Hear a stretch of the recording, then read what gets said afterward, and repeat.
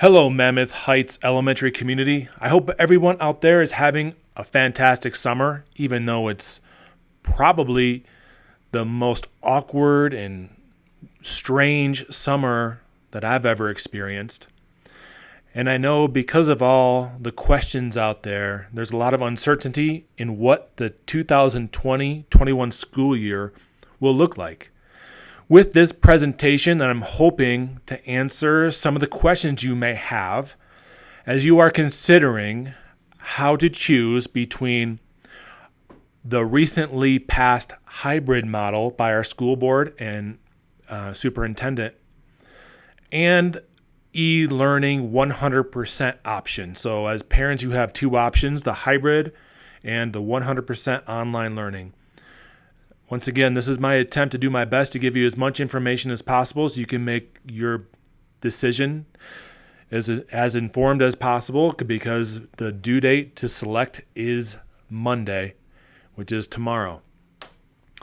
So let me begin by talking about our Mammoth Heights Elementary safety guidelines and procedures with COVID considerations for the 2020-21 school year under the hybrid model. What's the main goal with this presentation? Well, the main goal with anything we want to do at Mammoth Heights Elementary is to focus on the health and safety of the entire Mammoth Heights Elementary community. We'll be following all the district and CDC recommendations, and we want to protect the cohorts inside our building in order to protect our staff to direct contact with as few students as possible. With these guidelines and procedures, we were able to track the movement and interactions of our students. But we always want to remember that we are running a school, and school is a fun experience for our students. So we're doing a lot of planning around safety guidelines and procedures, but we're also planning on having a lot of fun once we all get back to school. And through this presentation, I want you as a parent to be able to visualize these tangible, actionable changes on a campus that you are familiar with. And of course, we're going to remain flexible to the ever-changing conditions that happen with any kind of new safety guidelines and procedures. So what will arrival look like? And this is what my presentation kind of comes in as a journey from arriving to school to all the way to the end of the day. So I hope you can kind of see how this presentation was put together from beginning to the end of a school day. When students arrive, we're also going to have our soft start. That remains in effect. Our doors open at 8:25 for student arrival. The first bell is at 8:35. The tardy bell is at 8:40. That does not change. What we are going to ask our parents and families to do is to congregate on the grassy area near the garden. So pretty much between here and the community pool. I know some of you like to walk along that fence line from the pool, and you wait here at the front of our school until our doors open. We can't have anybody just congregating near the front doors. We got to make sure we're maintaining social distance and modeling for our kids. So the grassy area by the garden, in between the school and the pool, I gotta tweet that out. The school and the pool, and that'll be the area where our families can congregate and social distance at the same time. And then once the doors open, we're gonna do our best to let our students in the door by grade level, so we don't have a mad rush once that first bell rings, which is always one of my favorite parts of the day, just seeing our kids excited to get into school. We have to just be cautious in that regard so that when the doors do open, we have a nice steady social distance flow into our school. We're going to be utilizing just the main entrance only, except for kindergarten. Kindergarten will have a different procedure on how kindergartners go through the actual classroom doors, which is the great thing about our kindergarten hallway. We have those different exits and entrances inside our elementary kindergarten classrooms. Parents, this is a tough one. You may not walk your kid to the classroom this year, at least until things settle down with our world conditions. And this is not a fun one for me either. We are a neighborhood community school, And I believe that when parents walk their kids to school, that continues to bring that community feel. But under our current world conditions and circumstances, parents can drop their kids off at the front door, and that's about all we can do at this time. It's all about keeping the amount of people inside our building to a minimum. And we will have hand sanitizing stations at the main entrance for our students to use as soon as they arrive. Our front office will have plexiglass barriers for our registrar and bookkeeper. No visitors on campus. So in the past, if you're used to having lunch with your child in the classroom, or sometimes you have special guest readers, those types of visitors at this point are on hold indefinitely. All volunteers will be approved by administration prior to entering campus. Our health room. We'll use the main health room to administer medication, deal with bloody noses, head injuries, etc. But we also will establish the office conference room as another health room for dealing with fevers and other COVID-like symptoms and isolating those students who have those symptoms from the rest of our MHE community. Hallways will have one-way directional markers for use in whole class transitions. Hand sanitizing stations at the entrance of each one-way directional marker. You're going to see we're going to have lots of opportunities for our students to sanitize their hands throughout the day. So now that the kids have entered the building, gone past the front office, into the hallways, what does it look like in the classroom? Well, teachers and staff are required to wear face masks. It is highly recommended. As a matter of fact, it is a recommendation that we will have to monitor that students do wear face masks. At this point, all students are required to wear face masks, and we're still waiting on what the disciplinary actions will be if students refuse from the district. Face shields will be provided to any teacher who requests one, and we're going to have taped grids and dots of 3-foot spaces on the floors and tables to really visualize what social distancing areas look like inside our classroom, to help our kids understand, okay, if I'm on this dot and another student's on another dot, I know I'm 3 feet away. And we'll use tape on certain tables that continue to keep our students 3 to 6 feet away for social distance requirements. So specials, art, music, and STEM will begin the year by conducting lessons inside the homeroom. PE will pick up students from the classroom and determine if class will be held in the gym or outside on designated areas. PE will be outside whenever weather permits, so knowing that, if your child has PE, please consider applying sunscreen on your child before sending them to school. The lunch will be in the cafeteria. There'll be clearly marked social distance areas, staggered seating, and scheduled time for hand washing prior to lunch. Of course, there's always that possibility of having lunch in the classrooms should local and world conditions change. So once again, we feel better knowing we're in a hybrid model with less kids on campus, that we'll be able to definitely keep our lunchroom social distance and have the opportunity for our students to in a way interact with other students that they don't normally see inside their homeroom at lunch and at recess. We'll have areas designated specifically for grade level recess areas. There's going to be a specific area just for PE, and many of our teachers take advantage of having a second recess throughout the day. That's going to be at another designated area around our campus for second recesses, so those cohorts are continued to be protected. So what does special ed, gifted and talented, and English language learners look like? Well, we're going to try to do a push-in model whenever possible. We also think that is best practice anyway. But when pull-out is needed, we're going to have that happen within the cohort. So for example, third graders being pulled together with other third graders for any other special services, and which meets their IEPs. All IEP meetings done with parents and our staff will be held through online methods, so Zoom, Google Hangout, so forth. So what does dismissal look like? We will have a staggered dismissal. Each grade level will dismiss individually at specified times. We're going to use a variety of exits specifically for car riders, bus riders, and walkers. And I'll make sure everyone has access to a map and schedule of when your student will be dismissed. And teachers will stay with their class and dismiss each group, bus, walkers, car, at those newly designated exits around our campus. Now, delayed dismissal.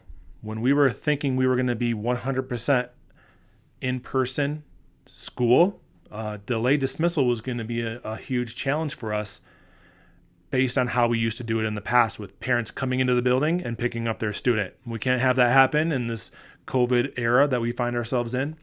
So we will conduct delayed dismissal from each individual classroom. Announcements will be made through our overhead announcement system for car riders and parent pickups. And bus riders will be dismissed to their buses when deemed safe. And students who are already attending base will go to base. Once again, no community members may enter the building. Teachers will stay in the classroom with their students until all students have been dismissed. And yes, this will take a long time. But you know what? Not as long as it was if we were 100% in school. Now that we're at the hybrid model, still going to take a long time, but definitely not as bad. Social emotional learning. We'll have socially distanced community meetings for each teacher every day.